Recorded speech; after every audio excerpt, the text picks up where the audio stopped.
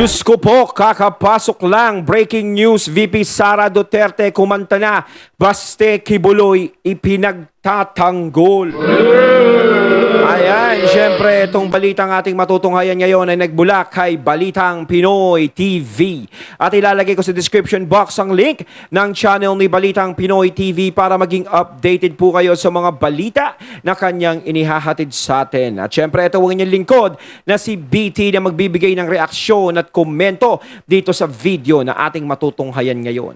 At huwag na natin pagtagalin at sabay-sabay na nating panoorin ang laman ng video na hatid sa atin ni Balitang Pinoy TV at bibigyan natin ng reaksyon ng balitang ito.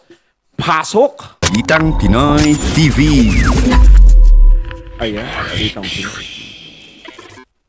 Magandang araw sa atin lahat mga kababayan. Dito na naman tayo sa another episode ng ating vlogs. Pag-uusapan natin ngayon, ito po no.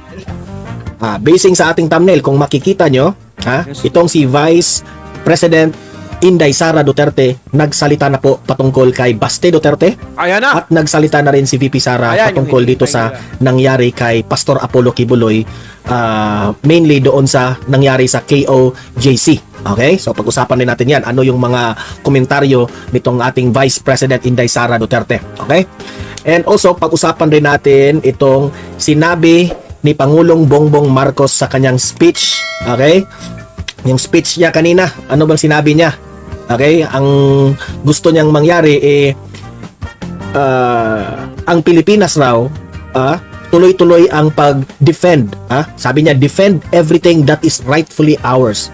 Okay, dapat raw i-defend natin yung mga atin, tinatawag nating atin. Okay, may reaction tayo diyan, may opinion tayo diyan mamaya. Defend kung ano ang atin, di ba?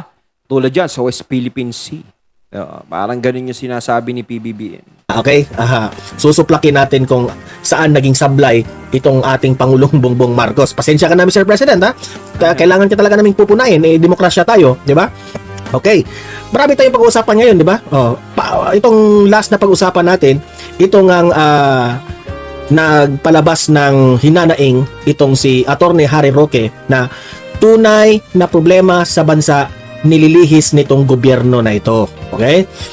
Dahil nga raw dito, sabi ni Atty. Harry Roque, sa propaganda ng Marcos administration. Okay, yan ang pag-uusapan natin. Alam kong masakit yan na marinig itong mga kapalpakan ng ating gobyerno, pero wala tayong magawa. Dapat nating isiwalat yan para mamulat ang mata ng ating taong bayan na ganito na po ang dapat nating isigaw para magbago naman kahit konti lang itong ating gobyerno kung meron man silang pagkukulang, okay? Importante yun na malaban ng taong bayan kung ano yung nangyayari ngayon sa ating gobyerno. Kung ito ba'y maayos pa, kontrolado pa ba o hindi na. 'Di ba? Para nagiging aware tayo sa nangyayari. Hindi yung para tayong walang alam, 'di ba? Ganun na pala. Iba na pala ang ano natin ngayon. Pero so much with that, help me na i-like at i-share itong video natin sa Facebook at sa YouTube para guys kakalat ito sa taong bayan. Okay? Sabay-sabay nating i-like, i-share itong video na to sa Facebook at YouTube. Like and share guys. 1, 2, 3, go. 1, 2, 3, go. Yan, thank you very much. And also guys, paki-subscribe, paki-follow sa Facebook at sa YouTube para lagi kayong updated sa mga balita na kagaya nito. At yung mga cellphones nyo, ma-notify kayo kung meron tayong mga breaking news. Okay, sabay-sabay nating i-follow, i-subscribe. Yan ay sa Facebook at sa YouTube. Ready? 1, 2, 3, go. Ayan, naka-follow and subscribe na ba? Yung mga hindi pa naka-follow, subscribe. Okay, so, ayan. Pag-usapan na natin itong una nating topic, okay? Ano ba yung unang topic natin? Unahin muna natin itong si VP Sara kasi nagsalita na po itong si Vice President Inday Sara Duterte. Okay. Una na nating sinabi na itong ating Vice Presidente is so busy talaga, no? At nabalitaan natin si Vice President Inday Sara Duterte po ay nagkasakit. Ngunit hindi naman niya pinaalam sa atin, hindi niya pinaalam sa public. Siguro pinaalam niya pero hindi ko nabalitaan. I'm sorry, hindi ko nabalitaan na nagkasakit yung ating VP Sara. Okay, pero isa lang yung masasabi ko diyan. Yung isang leader po na nagkasakit at hindi niya as much as possible tinatago niya na may karamdaman siya, naging hindi maganda yung kanyang kondisyon ng kanyang katawan, no? That only shows na strong leader itong si Vice President Inday Sara. Kasi ayaw niyang malaman ng taong bayan na nagkasakit siya. Okay? That shows strong siya na pagkababae, no? Babae naman itong si VP Sara pero Hindi niya pinalam kasi alam niya na kapag malaman ng kanyang mga supporters, especially sa mga taong bayan, sakaling may mag-abala sa kanya, no? Oo. It will draw concern sa kanya. Pero okay man yun. Baka kung kaya niya naman dalin, is hindi ko nasasabihin, hindi ko na kayo para abalahin. Baka kasi mamaya mag-alala pa kayong lahat eh. Pero as much as possible, hindi na niya pinaalam para wala nang maraming istorya, di ba? Hindi na inarte yung ating VP Sara, okay? So si VP Sara nagsalita na tungkol sa umano'y Ano yan? planong pagsuspinde dito sa Davao City Mayor na ang kanyang kapatid ay si Basti Duterte. Okay? So alamin natin kung ano ang nagiging reaksyon, ano ang sinabi ni Vice President Inday Sara Duterte sa kanyang kapatid na si Baste na medyo napag-usapan din yun, di ba? Kasi una nang sinabi diyan ni Attorney Harry Roque. So, ayan, kumalat yan. So, heto na, si VP Sara, pakinggan natin anong reaksyon niya tungkol dito. Okay, pasok VP Sara.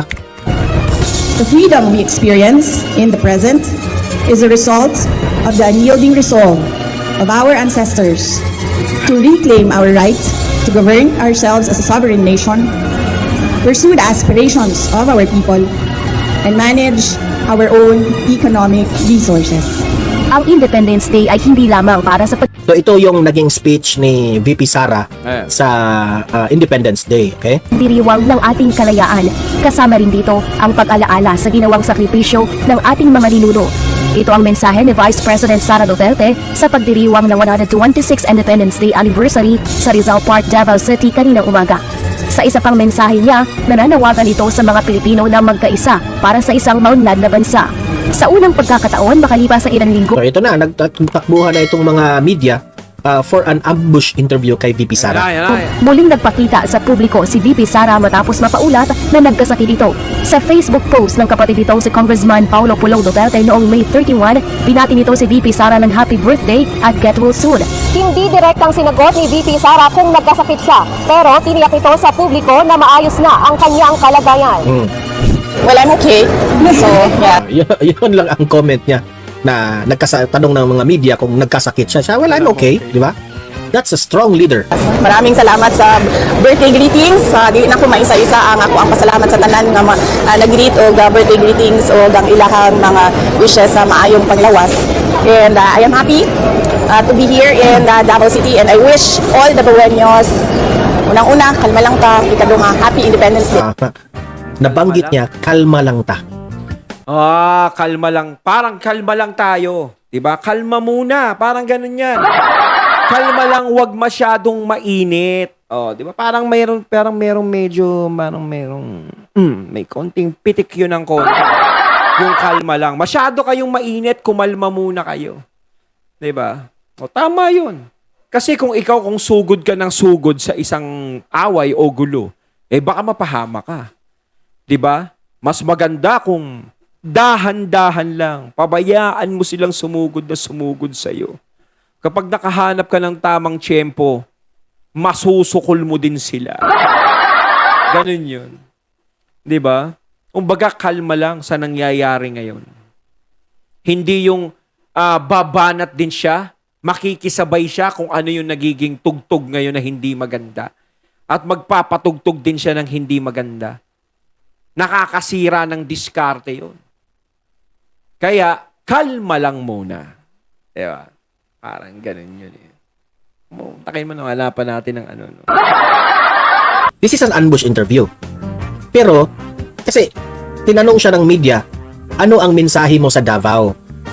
Independence Day, ha? Independence Day ito nangyari. Ambush interview. Bakit nabanggit niya yun? Kalma lang ta. That is a Visayan phrase, kalma lang ta. What is the meaning of kalma lang ta? Sige nga. What is the Tagalog of kalma lang ta? Ano ba yung kalma lang tap? Di ba parang kalma lang tayo? Parang kalma lang kayo? Parang gano'n. Tanungin ko ang audience ko para malaman kasi ang nakaintindi ang mga Bisaya lang. Di ba? How about those yung mga kababayan natin sa Luzon? Alam nyo ba? What's kalma lang ta? Hoy, Emma Castillo, hello po. Maraming salamat sa $5, $4.99 po. Maraming salamat. Ayan. Gawin ko munang moderator ito. Sana all may $5. Mga katunay! Baka naman!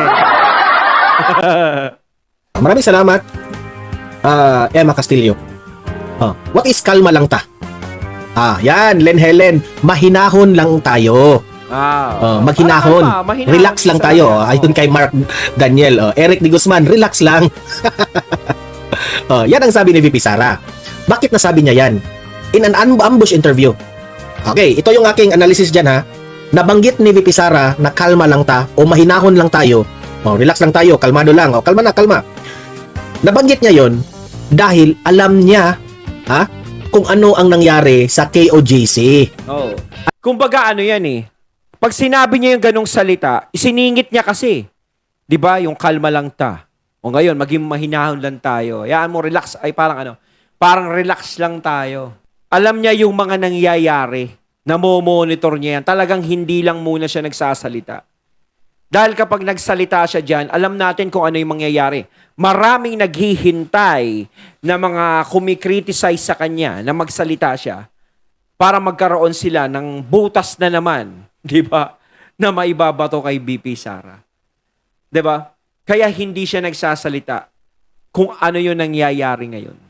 Ngayon, kung hanggat control pa ang game at hindi pa sila gaanong naaapektuhan ng matindi, is kalma lang ta. Relax lang naman ta. Kaya yung mga nagagalit o yung mga talagang pumipressure o sumisira o bumabanat sa kanila, yung gumigisa sa kanila, kalma lang ta. Relax lang kayo. Relax lang tayo. Parang gano'n. Kumbaga, relax lang tayo sa mga nangyayari. Pero yung relax na yan, hanggang saan yan tatagal? Yun yung nakakatakot eh. Pag masyadong kalmado pag masyadong kalmado ang dagat, hindi mo alam kung may darating na isang malakas na bagyo. 'Di ba? Iskampante ka na gano'n ang ginagawa mo. Kaya ingat-ingat, baka biglang magtauban yung mga bangka nyo pag dumating yung isang matinding bagyo na yun. Alam ni VP Sara kung ano yung ginawa ng gobyerno sa Davao. 'Di ba? Marami kasi naganap. Yung mga kapulisan sa Davao, anong ginawa ng gobyerno? Anong ginawa ng kapulisan dito sa KOGC? And where is it located? Davao po. Sabi pa nga ni Basti Duterte, hindi natin sila bigyan ng tayo ay magiging angry sa kanilang ginawa. Hindi natin sila bigyan ng ganyan. Hayaan yung gawin yan ng gobyerno natin. Kasi itong mga PNP, inutusan lang ito eh. Let's be calm. Yan, sabi ni Lilita Torres. Hindi bigyan ng taga Davao na mainit na response itong ginawa ng PNP. Utos by the government. Utos ba kung sino yan? Sabi ng iba, utos yan ni Martin Romualdez. Diba? Kalma lang ta. Imagine the leaders in Davao saying kalma lang ta. What if nangyari yan sa ibang syudad? What if nangyari yan sa ibang city? Baka nagalit na sila. Pero the Davao City and the rest of the Filipino people sa Davao handle it calmly, handle it with a nice way. Hindi nila sinaktan ang mga sundalo. Sila yung nasaktan. I'm sorry for the term sundalo. Hindi nila sinaktan ang mga kapulisan. Malito ko kasi sa bibig ko yung sundalo kasi naka full battle gear kanilang attire. So I'm sorry. Mali yun. Ha? Parang yung pinapakita niya kasi dito parang boxing lang yan eh. 'Di ba? Kapag ikaw ipinapakita mo sa kalaban mo, nagigil ka sa kalaban mo, sugod ka syempre na sugod niyan.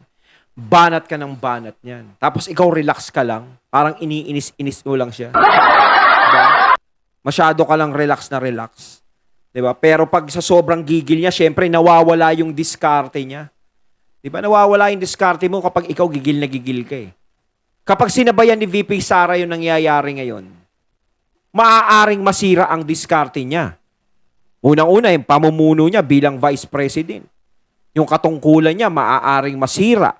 Mawala siya sa focus. 'Di ba? Kaya, kumakalma lang siya eh. Relax lang ang dating niya. Hindi niya sinasabayan yung init ngayon.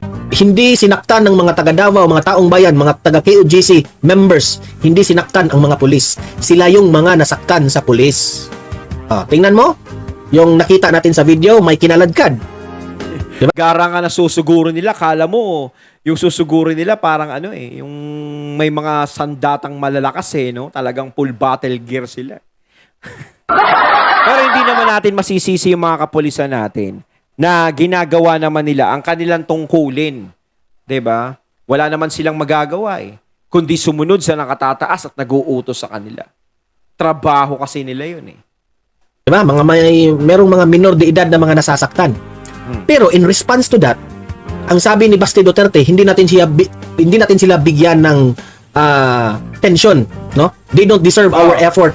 Tama. They don't deserve our energy para guluhin tayo dito sa Davao. Tama. At pati itong si VP Sara, pasaring yun kalmado lang ang mga Duterte. kalma lang tayo. Manghinahon lang tayo. Kung itong si VP Sara, kung bad leader pa ito, di ba? He could have Nakipag-ano na yan. fueled the fire. Ha? He could have Nakipag-puno na yan. tell the Davaoenos na, sugod na tayo. Dapat kayong gaganti kayo. Dapat magalit kayo sa ginawa ng mga kapulisan. Ganyan sana ang ginawa niya, di ba? Kumbaga parang gusto nilang panatilihin pa rin tahimik ang Davao kahit na nagkakaganyan, na ginaganyan sila. Everything is under control pa rin dapat. Pero matindi dyan, tanong, no? Hanggang kailan yan magiging everything is under control? Ang hirap niyan pag nasagad yung mga yan. Kumbaga siguro, hindi pa ngayon ang tamang panahon. Relax lang kayo mga kaibigan. Ako! Ayan, nakakatakot talaga. Ako natatakot talaga ako sa mga taong tahimik Yung mga relax-relax lang. Kahit anong ginagawa sa kanya, sinasapok na siya, binabalagbag na siya, hindi pa rin siya kumikibo. Hindi mo kasi masasabi na duwag si BP Sare, na natatakot siya sa nangyayari. Parang may nababasa ako sa kanya. Parang sa bolang kristal ko. Iba. Kung mga dilawan moves pa yan, ginawa na nila ng Yung pag maingay yun. diba? Magsakta nila yung kapulisan o kung ano bang gawin nila. Pero yun, mga warprick. VP Sara is a good leader. Ayaw niyang may masakit. Ano ang kanyang advice? Relax lang kayo. Magmahinahon lang tayo. Kalma lang tayo. They don't deserve our energy. 'Di ba? Alam naman natin. Ha? Basing on the analysis of sa mga eksperto, yung ginawa nila sa KOGC, drama lang 'yun, parang ibig ko sabihin yung pag-serve ng arrest warrant sa kanila, tama 'yun. Tama na mag-serve sila kasi si Kibuloy is merong arrest warrant. Pero mali lang yung the way nila sinerve yung arrest warrant. Bakit nagdala pa kayo ng daang-daang kapulisan? Tapos nanira pa ng mga gate. Tapos nakasakit pa sila ng Diyos ko, relihiyon yung pupuntahan mo di ba? Hindi naman siguro lalaban ng ganun yun. Nakatulad ng iba, yung mga siyempre, demolition, nakikita mo, nakikipaglaban yung mga tao. Siyempre, religious group yung pupuntahan mo, tapos ganun, parang pupunta kayo sa gera. Nang mali di ba? Casablanca Mix Vlog, maraming salamat po sa 300. Ayan, anong tawag dito sa anong tawag doon? Yung currency sign? Hindi ko alam. Maraming salamat. 800 ba yan? Maraming salamat ka sa Blanca Mix Vlog. Lagi itong nagpapakapi sa akin Wow, wala ba tayong pakapi dyan, mga katulad? Para naman mawala ang aking anto. Yung mga taga-Germany dyan, pakapi naman kayo. Maraming salamat ka sa Casablanca Mix Vlog. Ayan. Ano ba yung mga vlog mo, Casablanca? Gagawa ka ba ng Casablanca? Paborito ko yun, sino ditong nakatikim na ng Casablanca? So, ayan yun ang mali sa ating PNP. Kung anong drama, baka gusto nilang para magmukha yung Davao. Di natin alam ginawa nila yon para magmukha ang Davao na marami talagang mga anong tawag doon, mga pasaway na mga taong bayan natin. Pero hindi yan kinagat ng Davao. Ayon! At syempre, natunghayan natin ang boses na yan na nagbula kay Sir Don Mar TV. Kayo mga katunay, anong masasabi nyo tungkol dito sa video ang ating natunghayan ngayon? Comment lang po kayo sa comment box. So once again, I'm BT and I'm out. Peace.